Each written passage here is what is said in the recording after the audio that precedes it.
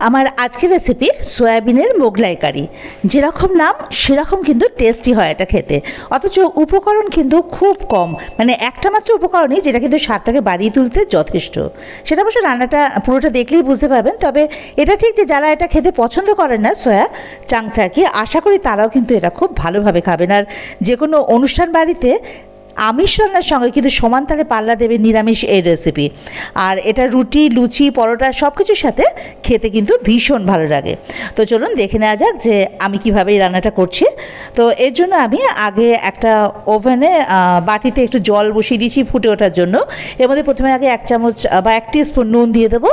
এবারে নুনটা খুব ভালোভাবে জলের সঙ্গে মিশিয়ে দিয়ে এটা ফুটে ওঠা অবধি অপেক্ষা করব। জলটা ফুটে গেলেই এর মধ্যে আমি সয়া চাংস বা সয়া বড়ি যাই বলুন না কেন 100 গ্রাম এর মধ্যে দিয়ে দেবো। দিয়ে ফ্লেমটাকে অফ করে ঢাকা দিয়ে রাখবো মিনিট 5। সয়া চাংস দিয়ে কিন্তু এটা ফোটানোর দরকার নেই, ওই ভাপে ভাপে এটা সেদ্ধ হয়ে যাবে। দেখুন 5 মিনিট পর ঢাকাটা খুলে নিয়ে এবার জলটাকে আগে ছেঁকে নেব। এবারে একটা ম্যাশার দিয়ে চেপে চেপে এক্সট্রা যে জলটুকু সয়া চাংসের মধ্যে আছে সেটুকু বার করে নেব। আপনারা চাইলে হাত দিয়েও নিংড়ে নিতে পারেন জলটা। এবারে এটা একটা বাটিতে রেখে দেবো, এটা পাশে সরানো থাক। এবার রান্নাটা শুরু করা পালা। তার জন্য ওভেনে কড়াই বসিয়ে তাতে দিয়ে দিলাম চায়ের কাপের হাফ কাপ মতো সাদা তেল আর 1 কিউব মাখন। আপনারা চাইলে ঘি দিতে পারেন, তবে ঘি আর সরষের তেলের কম্বিনেশন থেকে সাদা তেল আর বাটারের কম্বিনেশনটা কিন্তু বেশি ভালো যায় এই রেসিপিতে। এবারে ফোড়নে দিলাম একটা তেজপাতা আর গোটা গরম মশলা। গোটা গরম মশলা বলতে ওই 3টে লবঙ্গ, 3টে ছোটো এলাচ আর দারচিনির টুকরো একটু থেতো করে কিন্তু এর মধ্যে দিয়েছি। কয়েক সেকেন্ড একটু ভাজা ভাজা করে ফোড়নে একটা বেশ মিষ্টি গন্ধ বেরোলে দিয়ে দেবো পেঁয়াজ বাটা। আমি এখানে একটা বড় সাইজের পেঁয়াজ একটু মিহি করে বেটে নিয়েছি। এবার মিডিয়াম ফ্লেমে পেঁয়াজটাকে খুব ভালো করে কিন্তু কষিয়ে নিতে হবে। পেঁয়াজের কালারটা একটু ব্রাউন হয়ে আসবে আর পেঁয়াজের কাঁচা গন্ধটাও চলে যাবে। এই যে দেখুন মিনিট 4 সময় লেগেছে পেঁয়াজটা ভাজতে। পেঁয়াজের কালার কিন্তু চেঞ্জ হয়ে গেছে আর পেঁয়াজের কাঁচা গন্ধ নেই। এই সময়ের মধ্যে দিয়ে দেবো টমেটো বাটা। আমি এখানে 2টো মাঝারি সাইজের টমেটো মিহি করে পেস্ট করে দিয়ে দিয়েছি। এবার এই টমেটোটাকেও কিন্তু পেঁয়াজের সঙ্গে খুব ভালোভাবে কষিয়ে নিতে হবে বেশ কিছুক্ষণ সময় ধরে।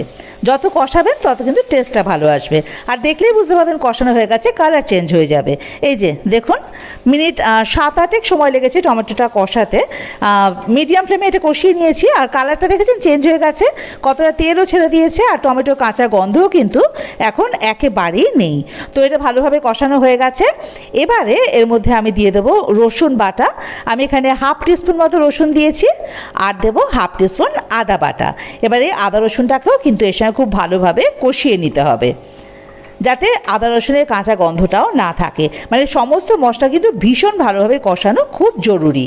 বেশ ভালোভাবে আগে এটা কষিয়ে নেওয়া হয়ে গেলে যখন কাঁচা গন্ধগুলো চলে যাবে পেঁয়াজ রসুনের, তখন এর মধ্যে আমরা অন্যান্য মশলাগুলো দেব। মশলা বলতে আগে তো পরিমাণ মতো নুন দিতেই হবে, কিন্তু ধনে জিরে গুঁড়ো কিন্তু আমি এখানে একদমই দেব না। আমি এখানে নুন দিলাম 1 টিস্পুন মতো, আর দেখে নিতে হবে কারণ সয়াবিনটাও কিন্তু আমি নুন জলে সেদ্ধ করেছি। হলুদ দিয়েছি হাফ টিস্পুন আর ঝালের জন্য শুকনো লঙ্কা গুঁড়ো আমি দিয়েছি 1/4 টিস্পুন। এটা কিন্তু আপনারা আপনাদের স্বাদ অনুযায়ী দেবেন ঝালটা আর কি। আর রঙের জন্য আমি দিয়েছি কাশ্মীরি লঙ্কা গুঁড়ো, সেটা 1 টিস্পুন।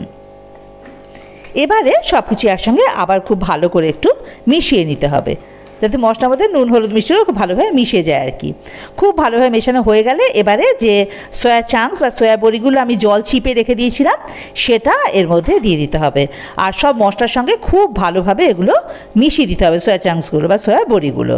এবারে এর মধ্যে অল্প একটু জল দিয়ে মিডিয়াম ফ্লেমে ঢাকা দিয়ে দিয়ে একটুখানি কষিয়ে নিতে হবে মশলাটা এই সয়া চাংসের সাথে, যাতে মশলার ফ্লেভারগুলো খুব ভালোভাবে ঢুকে যায় সয়া চাংসের মধ্যে। তো ঢাকা দিয়ে মিনিট 2 রেখে দেবো। তবে মাঝে মাঝে অবশ্যই আমি ঢাকা খুলে একটু নেড়ে ছেড়ে দিয়েছি, নাহলে তো পোড়া লেগে যাবে না। এই যে দেখুন ঢাকা খুলে নিয়েছি। খুব ভালোভাবে কিন্তু মশলার সঙ্গে সয়া চাংসগুলো কষানো হয়ে গেছে। যে কোনো রান্নায়, শুধু এটা কেন, যে কোনো রান্নায় মশলা যত কষাবেন তার স্বাদটা কিন্তু তত বাড়বে। এবারে আমরা সেই উপকরণটা দেবো যেটা বললাম না দিলে টেস্টটা দ্বিগুণ হয়ে যায়। কিচ্ছু না, প্লেন দুধ এখানে দিয়ে দেবো 1 কাপ মতো, কফি মাগের 1 মাগ, মানে 250 মিলিলিটার মতো দুধ দিতে হবে আর কি। আর কিচ্ছু কিন্তু না, শুধু এই দুধেই এর টেস্টটা এত ভালো আসে। এতে কিন্তু কাজু, চারমগজ, পোস্ত কোনো কিছু প্রয়োজন নেই, শুধু দুধ দিলেই হবে।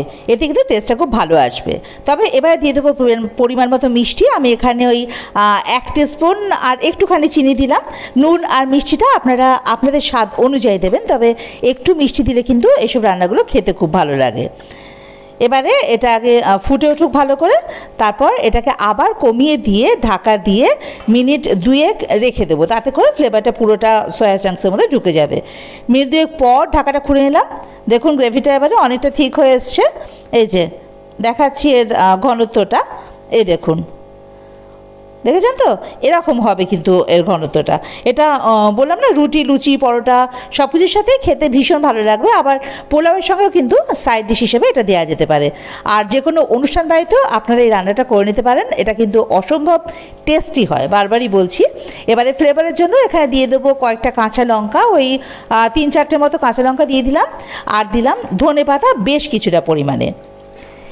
এবারে এটাকে ফ্লেমটাকে অফ করে ঢাকা দিয়ে মিনিট 3 রেখে দেবো। আর কিছু কিন্তু করার দরকার নেই, এই ফ্লেভারটা চলে যাবে তাহলে এর মধ্যে। মিনিটের পর ঢাকাটা খুলে নেব।